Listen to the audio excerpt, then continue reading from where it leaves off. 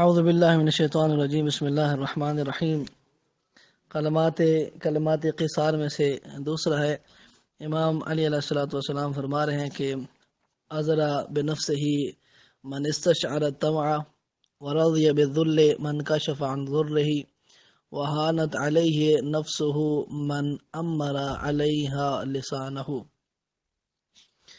امام علیہ السلام اس خطبے میں فرما رہے ہیں کہ جس نے طمع کو اپنا شعار بنایا، اس نے اپنے آپ کو، اپنے نفس کو سبک کیا، اور جس نے اپنی پریشان حالی کا اظہار کیا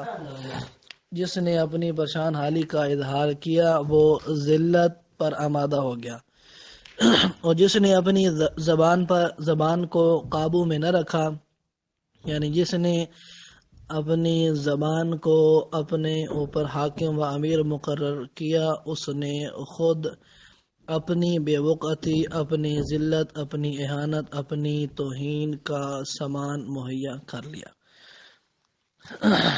یہ تھا امام علیہ الصلوۃ والسلام اس خطبے میں بیان فرما رہے تھے۔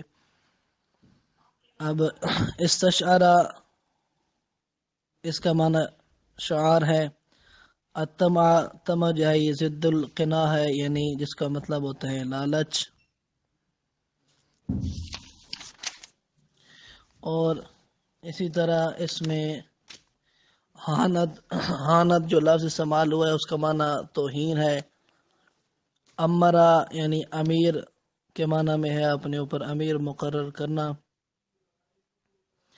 یہ تھے اس کے جو خاص بیچ میں کچھ اگر اہم الفاظ تھے بھی صحیح تو ان کے یہ معنی ہے۔ ازرا کا معنی جو ہے عاتبہ بنفسہ ہی، یعنی اپنے نفس کو کیا کرنا کہ عتب کرنا، جس نے اپنے نفس کو کیا کیا، طمع کو اپنا شعار بنا لیا، اس نے اپنے نفس کو سبک کیا۔ والحمد للہ رب العالمین۔ اعوذ باللہ من الشیطان الرجیم۔